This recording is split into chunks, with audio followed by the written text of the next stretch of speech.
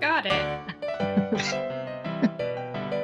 We're on. Welcome to another episode, everyone. What number are we up to? 8. Is it Number 8? 8. Yes. Welcome It's to 8. We're Not Helpful, a podcast about No. books, recommendations, our opinions. I am Eloise, as always, and joining me is. You did this last time. You're Who's supposed to joining say you? your name. Who's No joining one's- you? Who are they? We'll find them. Oh, God. Brayton and Julian. It's Brayton and Julian with Woo! me this week. Or is it? Hello. I'm sure we'll get it by It could number be 10. ghosts. Oh, yes. We are Ghosts. ghosts. Yes. Loved it how you kept doing that. If anyone has looked at the Facebook feed in the last couple of days, you would have seen a little reel that I popped up about us going to Toowong Cemetery and visiting the ghosts there, having a ghost tour with Ghost Tours Australia. Thank you very much to Andrew, our tour guide, who was very knowledgeable, very spooky, very creepy. And I mean this in the best way possible for him, but as soon as I saw him, it's like, yep, you run ghost tours. Yeah, that's exactly right. If you Yep. picture the stereotypical guy that runs ghost tours, that's him. That was Andrew. But he was great. Yes, We had an absolutely wonderful time. we did. Did you bring any ghosts home with you? Any possessions? Not yet. They haven't made themselves known yet. So Okay. It's very good. stay tuned. Yes, Julian, you and I thought we saw something creepy, Spooky lights. spooky. One spooky We light. both yeah. saw a light, which we thought was someone's torch. We thought it was the security guard who had entered into the cemetery before us, because we saw something go behind a tree and then it never emerged. It just stayed Yep. there. Was that when we were up near the main crypt? Yeah, Yes, the first yes. crypt that we went Yes, to. I saw that light too. It wasn't just us. I saw that. I swear it was a torch. Yes. The skeptic I in me saw is saying it probably was the security guard and he just But turned but his it torch never off. reappeared. I kept looking down. It never reappeared. I did too. I thought it was a torch, but I don't know. I went in there wanting an experience. I wanted a ghost. Which Yeah. is usually when you will not have an experience. No. Exactly. If horror movies has taught us anything, it's the really skeptical guy that gets murdered by the ghost first. And none of us got murdered last night. Not that we know of. No. Unless we're the ghosts all along. There. Blah. Oh, that's Dracula. No, yeah. Oh, unfortunately, our tour didn't have the story about the vampire. There is a vampire story that is involved with Toowong Cemetery, but it's if you do the other tour, which does the back half of the cemetery, they'll tell Which that we story. really should do, because that cemetery is a lot bigger than I thought it was. Oh, it is huge. Mm. Like, I've always known how huge it is because I drive past there all the time. But yeah, it's definitely we should go back for part 2, I reckon. Yep, absolutely. And anyone else who is interested in that, go. It's brilliant tour, wonderful tour. Yes, and they So do much fun. loads of tours throughout Southeast Queensland. They do a walking tour in the Queen Street Mall, and they do a Oh. lot of the other Brisbane cemeteries and the Ipswich Cemetery as well. So thoroughly recommend. I did Boggo Road Gaol a few years ago. They're not running that tour at the moment because Boggo Road Gaol is currently closed for whatever refurbishment the government is attempting to do on it. There is a petition at the moment if you want to sign that to get them to open it quicker so that Ghost Tours Australia can go back there. Brayton, we might find a link to that and pop it in the show notes. Sounds good. Excellent. What are we discussing this week, guys? Oh, well, I got very excited this week because we actually had a viewer mail. Listener emails. I told you Someone I told you cares. about this. Yep. The first thing, I'm just so freaking excited because it's someone from Ireland that emailed in. That is really so cool. It's Hello, Ireland. Hello, Ireland. I have family from Ireland. Well, I don't know if it counts because they emigrated over here in like the 1800s. So well and truly not Irish anymore. I do Irish dancing. That's my only connection. There are people who, if they're even the minutest touch, like 1% of a ethnic group, they will claim that as who they are, and it becomes their personality. So, Brayton, if you want to be Irish, you be Irish, buddy. I think nothing against the Irish. I would love to. Ireland is on my bucket list to visit. But I don't think I feel Irish. I definitely don't drink enough. Don't have the luck of the Yeah. Irish. Mm. You don't like all form of potato either, so that could hold you back a little Oh bit. no, I like all form potato except mashed potato. And I Yeah, think that would be your downfall. Yeah, I think customs wouldn't let me through. Try and have a shepherd's pie or a steak and Guinness pie or Mm, a number of No, other pies. now I want pie. no. All right, that's it. We're done for the night tonight. We're going Yeah, out to we get have to go. pie, We have everyone. to go and have pie and an Irish whiskey, which Look, if you can think of a better way of welcoming in the new work week, I'd love to hear it. excellent. All right, get to the listener email now. Yes, yes. Enough waffling. So we had this person from Ireland email in, Sylvia Sanchez. So hello, Sylvia. Hello, Sylvia. We've had a brief conversation, and she is probably the only person in Ireland listening, judging by our analytics. Tell your friends, Sylvia. Yes, please. But she wanted to email the top. Well, let me sorry. She was emailing in about Moby Dick, which, as if you've listened to other episodes, Eloise is loving every second of that book. Oh god.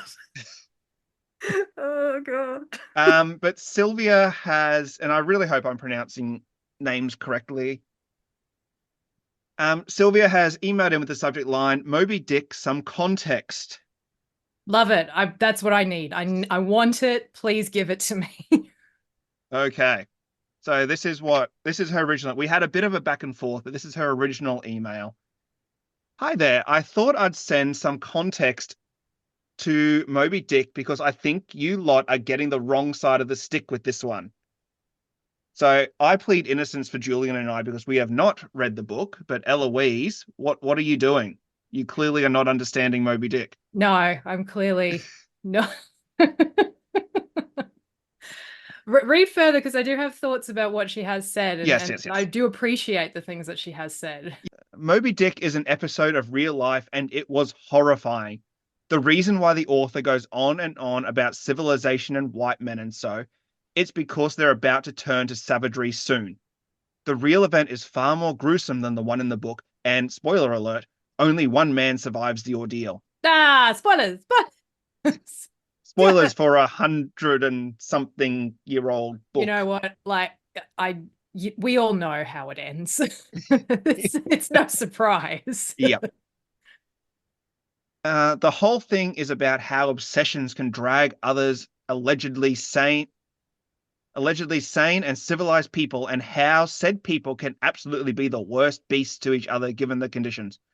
The real life event included murder, cannibalism, and a bucket load of other extremely gory stuff that I'm omitting in this email, but you can check it out in Ask a Mortician's video about it. It's titled, The Real Moby Dick Was So Much Worse, not apt for weak stomachs, I've got to say. And I'm pretty sure last podcast on the left covered the actual events as well. Yeah, I have a recollection that they did in an episode last year, and I can't remember exactly what it was that they spoke about, but I do remember that yes, Moby Dick is based on a true story, Yeah. or like inspired by true events rather. Well, Melville himself served on a whaling ship, didn't he? Yes. Yep. Oh, Yeah. there you go. It's right in the next line of the email. It's spoken about that in the beginning, actually, in the prefix. History of, where is it? Yes, life, yeah, something. I don't know. Hang on. It was somewhere in the beginning, I'm sure. Yeah. It was so long ago. It was. I'll continue with the email.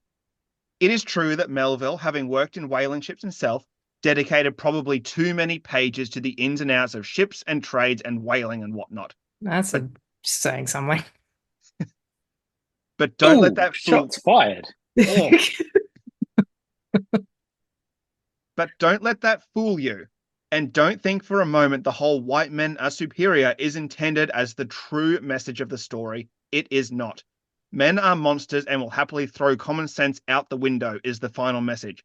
So if you decide to read it through to the end, be aware of that. It's also the reason why they don't shut up about the whale once they find it. It's meant to start wrapping you in the increasing obsession and contagious insanity this cruise sinks in. Now, I won't say have fun because it isn't a fun book, but enjoy your read. I hope this email helped you better to understand Melville's book and intentions. Kind regards, Sylvia Sanchez, Coclair Island. So Sylvia, thank you so much for that. And we did have a brief very brief back and forth where I said, is it all right if we read this? She gave her permission to read this. And I said, it's great to have someone with maybe a bit more expertise or at least knowledge about Moby Dick email in, because we're going just off, I guess, our first impressions of it, or impressions Eloise is giving us. And as the title of the podcast says, we are not experts at this. No, I am not helpful. We are not scholars. But I would like to read Sylvia's reply to me, if that's all right with you guys, because I don't think I've shared this with you. No, you haven't. So she said, "Hi, Brayton.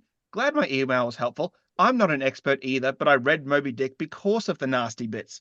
I didn't know it was worse in real life. I found that by accident years later. I know Melville did a lot of research and used his own experience to furnish the story, but I don't think that really influences all that much the core story. Anyways, I quite enjoy the podcast. I often listen to it in my long walks. The Aussie accents make the discussions even better. Feel free to read the email on the show if you think that'll be interesting. Kind regards, Sylvia." Oh, that's excellent, Sylvia. Did she read Moby Dick because she knew about the real life events? And in which case, is she a murderino? Is she a true crime fan? I think she said she read it because I didn't know it was worse in real life. Right, okay, it was the other way. I read Moby Dick because of the nasty bits. I didn't know it was worse in real life. I found that by accident years later. Oh, well, I hope she's a murderino anyway. Oh, yes. Yes, so to be fair, in terms of the reviews, and I say that very loosely, that Are you talking about your reviews? My reviews. Okay. Over the last few podcasts, I have not been very descriptive other than to just whinge and complain about how long and boring this book is. I haven't really given a lot of context or really described exactly what it is that's going on. The part where she talks in her email about them becoming very obsessed and the obsession growing, funnily enough, right before we received that email, I had actually read a chapter where that becomes very obvious and prominent. So it was actually a very interesting chapter. I thought, oh, something actually seems to be happening here at the moment. So it's sort of described about how they come across like a gigantic pod of whales, and they've got other whaling ships, and they're competing with the whaling ships. And Ishmael is describing about how there's a very specific way of capturing a whale, and once it's sort of gotten away from you, there's no point in pursuing it because you're not going to catch it. And this other ship that they had come into contact with kind of ignored that because of their obsession of attempting to finish what they started. So that was quite interesting. It is very prominent now in terms of Ahab's obsession, sort of forcing his crew to do certain things, where the chapters do describe very graphically almost about and comprehensively about how the whaling process is done, and how you you spear the whale and you cut it, and then you have to sort of haul it up against the ship and then portion it out or whatnot. And Ahab is rushing them through all of those points because it's like, okay, fine, we got this whale, but we still got Moby Dick to go after. Quick, go after quick, go, yeah. So, and because of that, things start happening that where people are getting injured. So there's a very weird and graphic scene involving Tashtego, I think his name is pronounced, who's one of the Native Americans, Native Americans on the boat, where he apparently I think I got it right, is that he falls into the head of the whale, like the carcass, and he's stuck there, and Queequeg dives in after him to rescue him and essentially cut him out. So that was, yeah, interesting. Sorry if anyone's like eating dinner or whatever while they're listening to us. So it is interesting about how every time I read a chapter where something interesting actually does start happening, and I'm like, okay, this is actually starting to get good, it then suddenly shifts and pivots to this long description about whale parts and the bits that they have on the little boats that they put off the side of the ship. And I suppose that's all necessary in terms of if you want to learn about that kind of stuff. But Yeah, I don't know. It's one of those stories where I feel like if it had been written today, the editors would have torn it to shreds going, you can't put all of this stuff in here. This is unnecessary and boring and it doesn't move the story forward, or describe it earlier on and condense it. Something like that. So yeah, what else did Sylvia mention in her email? Oh, about the racism part. So admittedly, yeah, I was probably unfair the last time we talked about that, when I was going on about how the racism parts was really difficult to get through. When I was reading it, I did think to myself, this does seem almost over the top even for its time, to the point where, is it being satirical in terms of what racism is seen like at that time? It did seem borderline over the top, to the point where I'm like, this guy is like talking a lot, and he's going to be destroyed by his own hubris by the sounds of it. So I'm assuming that's coming back to bite him, perhaps. So yeah, that part was interesting for her to point that out as well. I do like how apparently in the end the allegory is men are monsters. I'm like, that old chestnut, man. The humans are the true monsters all along. It's a trope that's been done before. Yes. I would assume perhaps maybe this is one of the first times it was done, so you can't really be mad at this book. It's all the modern books that you should be mad at, where they're just reusing them. It was man all along was the monster in the mirror. So yeah, I'm really glad you liked the email, because part of me was worried. It's like, oh no, someone's told me I'm wrong about Moby Dick. No, God, no. Honestly, I cannot form a proper opinion about this book because there is so much about it that I do not understand. I'm pretty sure I said in the last podcast, if you can tell me what this means, please by all means do. And if someone thinks Sylvia is wrong and has a different opinion, please also email in and we'll consider your opinions as well, because Oh, fight by proxy. fight in the comments. One interesting thing that I did come across this afternoon when I was reading was I finally got to a homoerotic chapter. Oh, there's homoeroticism in this book? Finally! They are sailors. That's true. You can't spend years on a ship with just men and not expect some homoeroticism. So here's the thing. Yes. Days. Hours. There is a very early on scene in the book, and I can't remember if we've actually spoken about it or not, where Ishmael and Queequeg first meet and they share an inn room essentially before they get onto the ship.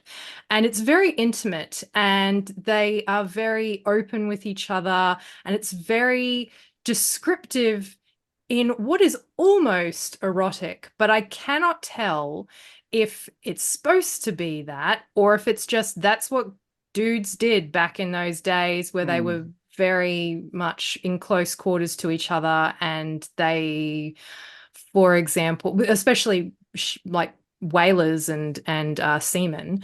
Yeah, I know you'd laugh at that. I'm not intended. Yes, all right, calm down, boys. Where they would share close quarters and have to be used to being very close and personal to each other, because like they share a bed in the inn and all of that.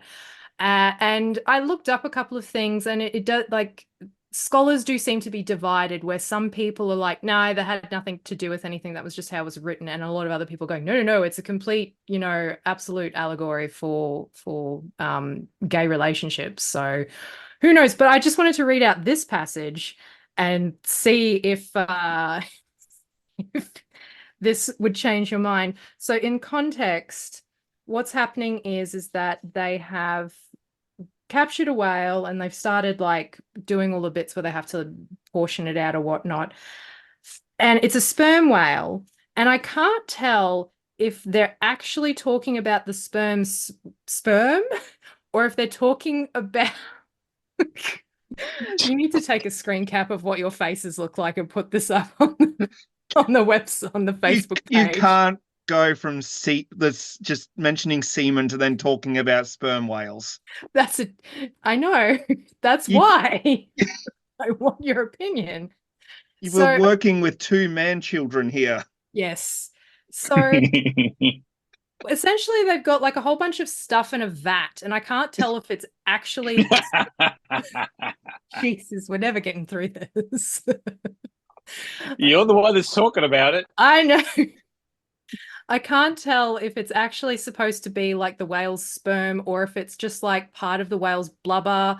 But apparently, like it's very viscous, but it goes like all globby if it sits. And part of what they have to do on the ship is to squeeze it. Yeah, I know. They have to squeeze it until it becomes a liquid again. So I'm going to read this bit out. It goes, squeeze, squeeze, squeeze all the morning long. I squeezed that sperm till I myself almost melted into it.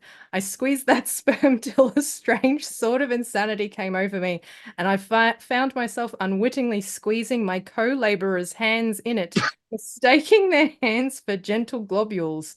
Such an abounding, affectionate, friendly, loving feeling did this avocation beget, that at last I was continually squeezing their hands and looking up into their eyes sentimentally, as much as to say, "Oh, my dear fellow beings, why should we longer cherish any social acerbities, or know the slightest ill humor or envy? Come, let us squeeze hands all round. Nay, let us all squeeze ourselves into each other. Let us squeeze ourselves universally into the very milk and sperm of kindness." You cannot tell me that this book isn't a homoerotic allegory anymore.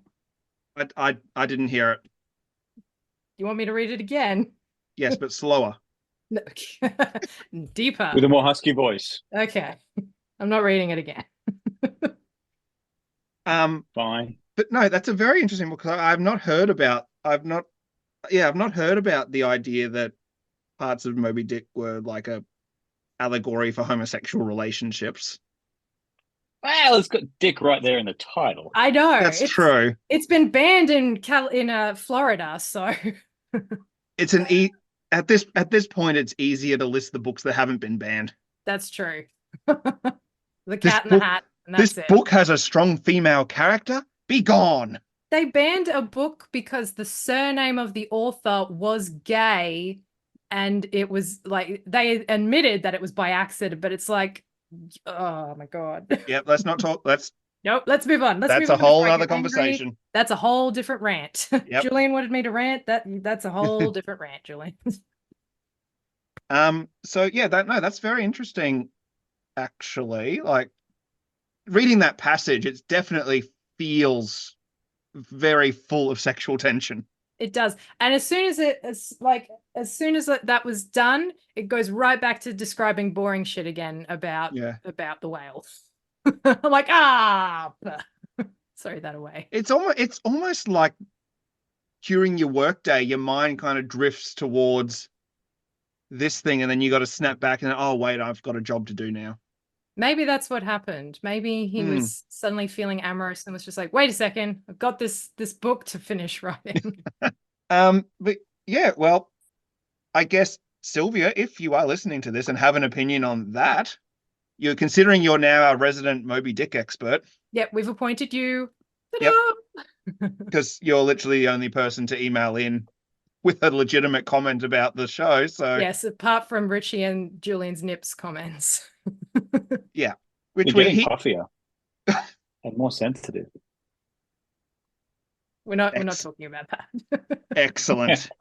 All right. Well, Sylvia, thank you so much for emailing in. Much appreciated. And I'm really looking forward to when Eloise eventually finishes this book and we have some sort of retrospective on the whole thing. We are very close. I have less than a quarter of the book to go. I think you need to finish it, then sit on it for like a month and then come back and like, how do you feel? I don't think I'll be able to do that because I've already forgotten so much of what I've already read. Like I would need to go back and reread it. No. Yeah, probably. And then tell us again. No, don't make me, please. Julian, if I don't finish this book, then I will never get to your book. Haha, segue. Perfect. Smooth. Very smooth. Yes, it's very smooth to always announce when you have set up a very smooth segue. Yep, I think it's marketing 101. Announce your intentions to segue into things. Sorry. Well, then. Right. Edit this bit out, Pray. No, this is staying in. Damn it. Julian, you have written and published a book. I have. I published a book that I wrote a number of years ago. So yes, where have you published, and tell us about the book? All right. So the book is something that I wrote in 2018 based on a concept I came up with when I was in high school. So it's been a long time coming. And the book itself is now available on Kindle and soon to be released on Amazon as a paperback. Nice. Oh, fancy. Yeah, I know. Yeah. So self-published, like what we were discussing. Self-published, last week? yes. Yeah. I don't have the mental fortitude to be rejected for the next 5 years. So I went the self-publishing. Does anyone? Some people do. I don't. I would cry too much. So I went the self-publishing route through Kindle, which is very, very, very easy to do, I must admit. So anyone looking to self-publish, it's a very easy way of doing it. No, that's really, really good. Like, I remember that you sent me a couple of the chapters a few years ago when you had been writing it, and I remember like really liking it at the time. So I am looking forward to getting around to reading it eventually when Moby Dick is done. Yeah, so the book is called Shadow's Embrace. And it all came, I'll tell you a bit about the book. Basically, it's about these two best friends in high school. No homoeroticism, I'm afraid. Just two best friends in this one. 1 star, unreadable. And one of their girlfriend. And then one of the best friends meets girl, and she has a bit of a troubled past. And as they start dating and the romance sort of begins to progress a bit, parts of her past start coming back into play.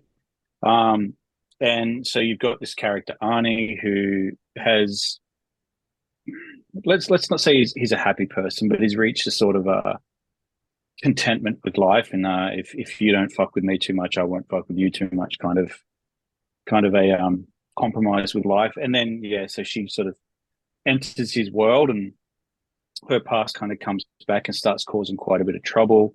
And in the end, Arnie, his best friend Ringo, and Ringo's girlfriend trying to get swept up in this mysterious sort of world, I suppose, where there's very high stakes, and they're in over their heads, basically. And they have to try and get Arnie's girlfriend out of the trouble that she's gotten herself back in. Well, she didn't get herself into, that her past has sort of caught up with her. So it's kind of all about that. And there are supernatural elements to it, isn't there? There are some supernatural elements to it. I'm not big on writing a lot of supernatural stuff, but I like to try and dabble, if you will, in that sort of area. No, there's some supernatural elements. The gang, these 4 people seem very much connected in a very spiritual sort of a way. There's the power of dreams and things like that, being somewhat portentous, if you will, a bit future telling, and there's just that kind of almost psychic element to it at times as well. And so there is a bit of a supernatural style to it in a lot of ways. Yeah. Ooh, is it like what was I going to say? Is it kind of like would you have like creepy elements like out of Buffy or like Lord of the Rings, or is it just it's sort of like that, just that psychic kind of thing that's going on is the only supernatural element, or is it something that you can't really talk about because it would be spoilers? Yeah, a little bit spoilery. In a future episode, I might read out a passage that is somewhat supernatural if you want, but I haven't prepared one today. There's like I guess a touch of that kind of Buffy-esque supernatural thing. I was very heavily into that sort of scene at that age when I first came up with the story ideas. So there's a lot of influence from things like Buffy, Angel. There's a lot of influence from some of Stephen King's stories, particularly that sort of teenage element, and friendships being tested and things like that as well. So, yeah, there is that sort of inspiration, if you will, that comes from there too. And there's also martial arts in it as well.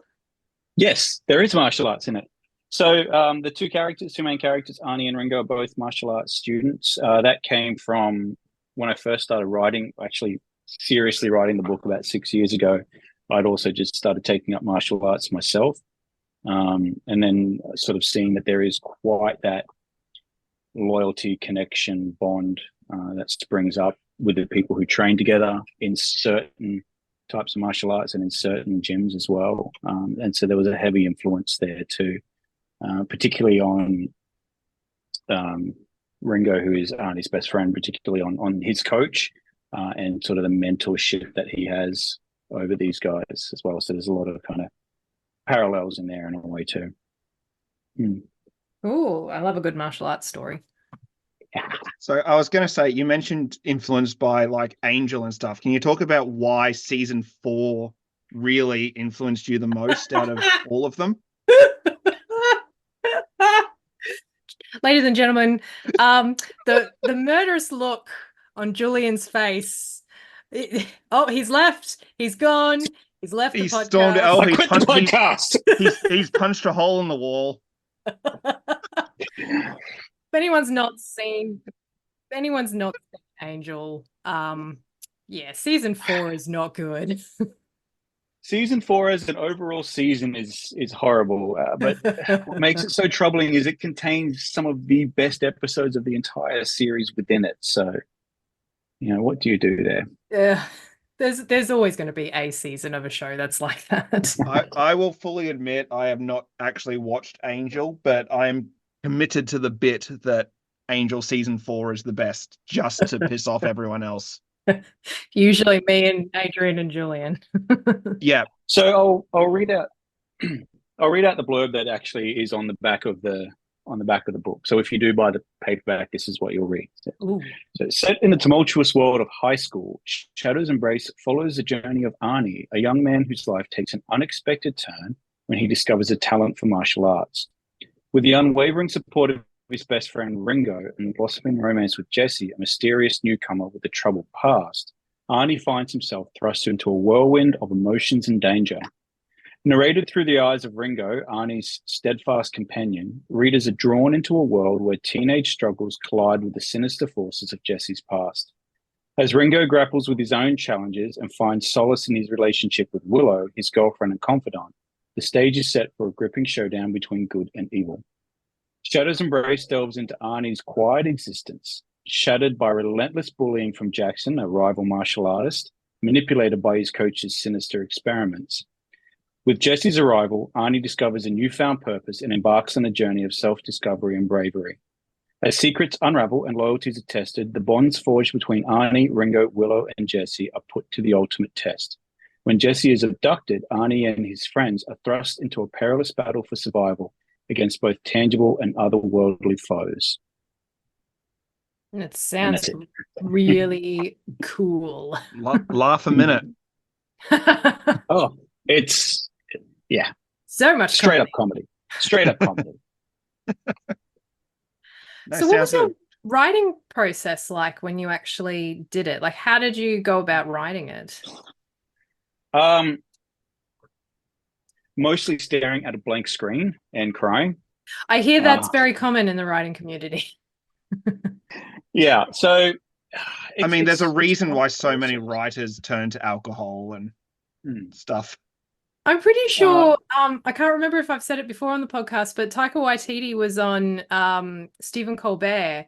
He asked him that same question, and he was just like, sometimes you'll sit down and you'll open up your laptop and you'll stare at your screen for 9 hours and you won't type a thing, and you'll put your laptop back down. That's still writing.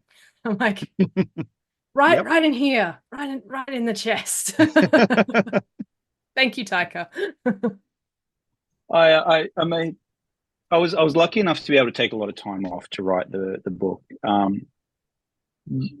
made myself a commitment that I was going to do a certain number of words each day, whether they were good words or bad words. I was going to write a certain amount of words each day. And so I wouldn't actually stop until I had hit that amount of words. And some days, yeah, it's a very easy thing. And I found that the more I was going on, like the more time I spent working through it and writing and actually dedicating that time, the better it got and the easier the words came. So it was just taking that first step and sitting there and going, I have this idea and I'm going to put it down. And Brayton, I know you and I discussed this once before about you were saying the author's first draft is for them before it's for anyone else, or you're writing for yourself first. Yeah, it was a random video. I think it was on TikTok. I saw some author was talking and they just said the job of the first draft is to exist. And so I guess I knew I had to get it out for better or worse. Otherwise I just kind of wasted this year off. So I made myself a commitment to write a certain number of words a day and just didn't stop until it was kind of done. And some days that was easy and other days it was very, very hard. So did you phone it in many days, like just going, this is absolute tripe, but I've got 300 more words to go? I could say the entire book is phoned in. You're really plugging this well. On those there were definitely days.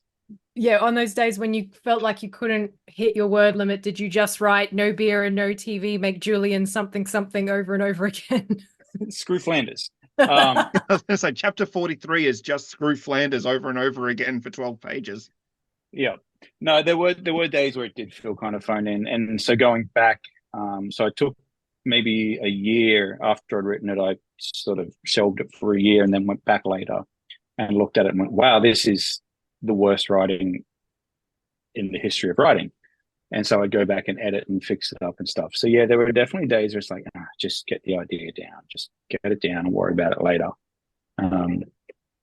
Probably more of those days than not. So the editing process took me the better part of another year to do. So when you edit, like, are you creating a whole new document or are you just editing the document that's there? I tend to just edit a document that's there. So I would print it out. So my process was I wrote it and then I printed it out. And so I read through it and I went, did little minute changes, grammar, spelling, that kind of stuff changes. But then in the margins, rewrite this, and then go back to my original document, cut out the crap, and then, rewrite in there. So what that first document looked like doesn't really exist anymore. Fair enough.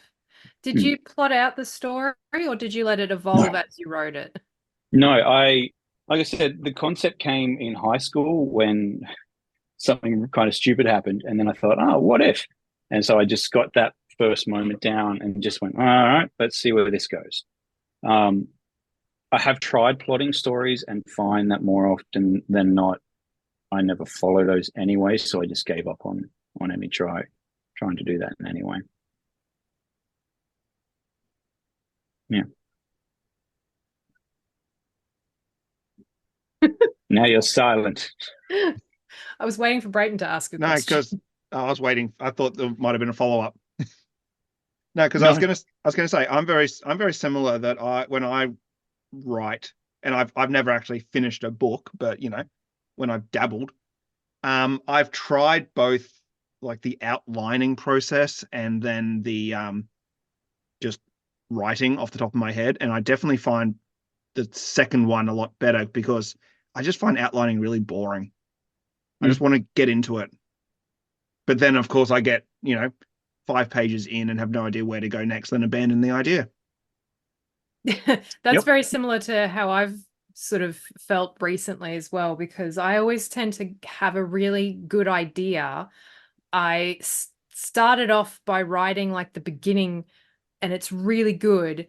And then because I haven't figured out where it needs to go, just kind of peters off and then I haven't gone back to it. One of my 40 before 40 challenges is to start writing a book. And I have an idea in my head about what book I want to write. So like I've started with scribbling down some ideas, but I haven't really been able to figure out yet how to plot it or even who the characters are at this stage. It's just, it's an interesting kind of like postmodern sci-fi idea about how I don't really know if I want to say it on the podcast because someone might steal my idea. Don't say it, because oftentimes Imagine not steal Eloise's idea. oftentimes you say your idea and the motivation just disappears as soon as it's like out in the world. Yeah, but I feel like if I put it out in the world, then it's kind of like I need to actually go and chase that now. I don't know. No, apparently I read there was a study that if you have a goal, don't tell people, because saying you're doing this gives your brain the same dopamine kick as actually doing it. And that's where the motivation vanishes.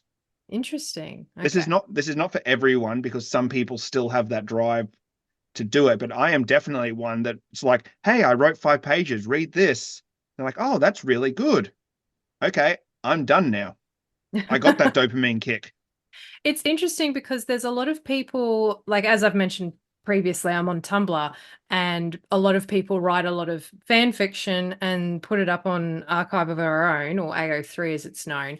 And they like the Tumblr community is a huge beta community, meaning that they actually get people to read their stuff and provide them with feedback and suggestions about how to improve. So there seems to be a wide range of people doing that.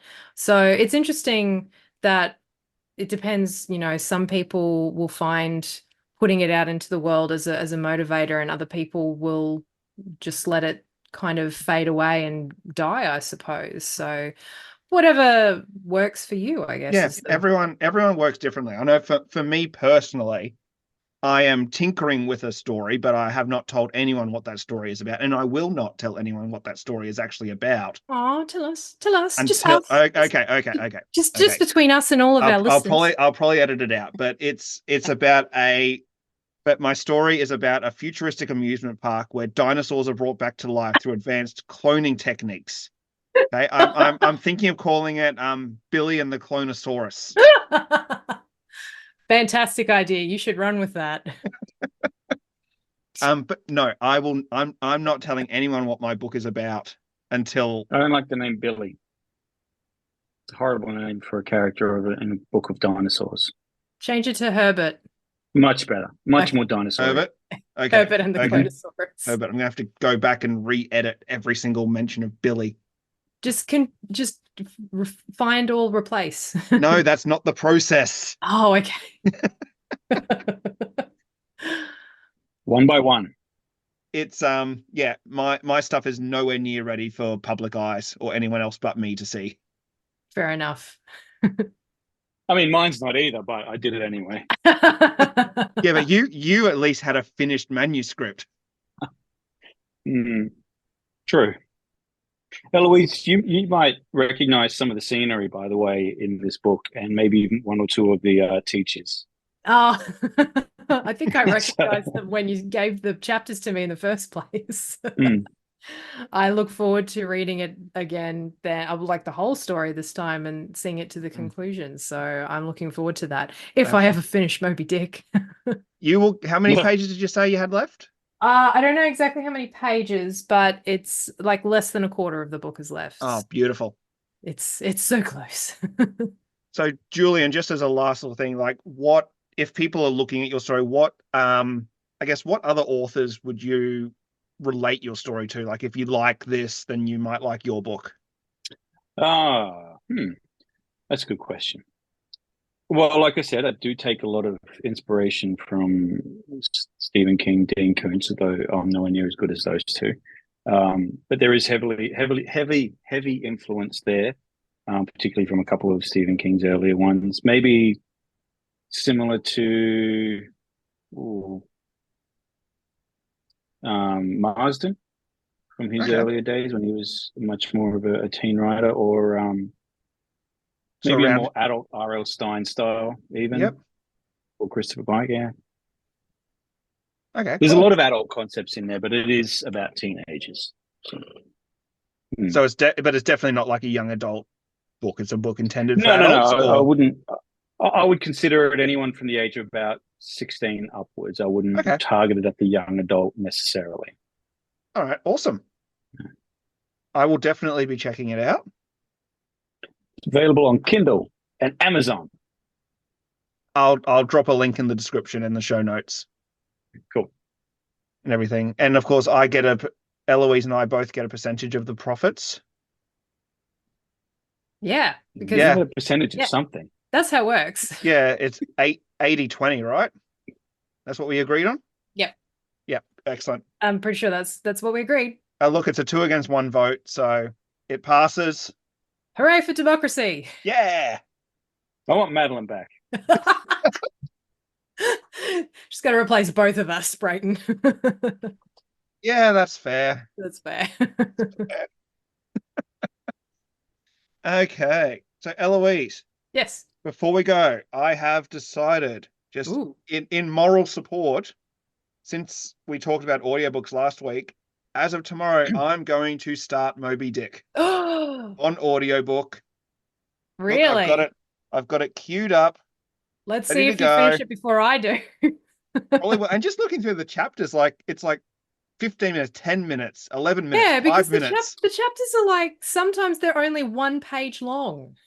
Yeah. How long does the entire audio go for?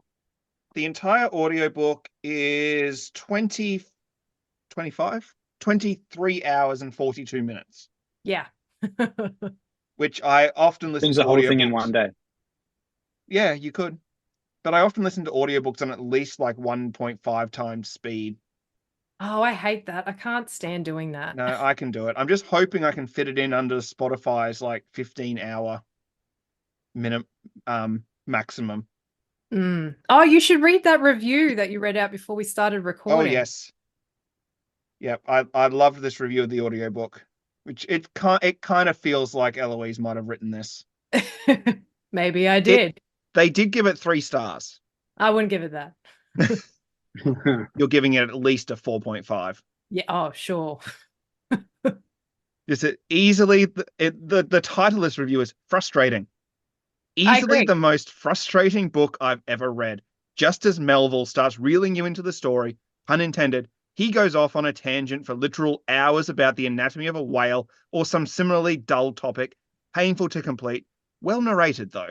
That's exactly it. That is exactly right. He just goes off on a tangent. No one is allowed to criticize Tolkien for describing a tree over 3 pages any longer. I'm sorry. I will constantly until the day I die. At least it's relevant to the story, because the tree had history of the area and why it was important to why they were finding things. And Debatable. I will debate you, and we'll do that one day. That'll be an episode where you and I get to debate Tolkien and if Tolkien described too much or too little. And then he inserted songs just everywhere. Look, admittedly, I do skip over the songs when I reread. Oh, I did too. I was so happy when I got to a song because it meant I could skip half a page. Half a page. What version were you reading? Yeah. Bilbo's song about the cow, like the elongated version of the cow jumping over the moon, does go on for 2.5 pages. I honestly can't remember. It's been so long since I've read Lord of the Rings. Oh, Frodo sings it in the is it the Green Dragon Inn when they get to Bree? Is the Green Dragon in Bree, or is that in That's the Prancing Pony. Oh, it's the Prancing Pony. That's right. Oh, look at me, a terrible Tolkien fan, not knowing the difference. You're kicked out of the fandom. No. Yes, the Prancing Pony. In the book, they Frodo starts singing a song that's basically the cow jumped over the moon, but it's like 2.5 pages long. But did the dish run away with the spoon in that one? We never find out because he falls off the table and in humiliation he puts the ring on to crawl away. One of life's greatest mysteries. Maybe I'm misremembering something. Doesn't Aragorn just randomly break into song in the middle of the Council of Elrond? Or was it Gandalf? He might. There's probably a song. I don't think it's Aragorn. Like everyone randomly broke into song at some point in that story. The Aragorn does sing a very long lament when they find Boromir's body and Legolas joins in. So there you go. Okay. That's sweet. That's nice. I guess. So yes, I'm looking forward to starting Moby Dick, at least in solidarity with you. so we can have something to talk about and get some differing, especially since I'm going to be listening on audiobook.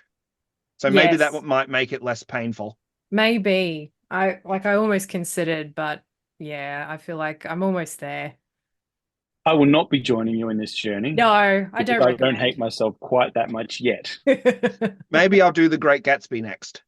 Oh yeah, we should do that and then I discuss will it. join you in that journey. Well, if Fair you enough. would like to find us on the socials, we have our Facebook page, We're Not Helpful Podcast.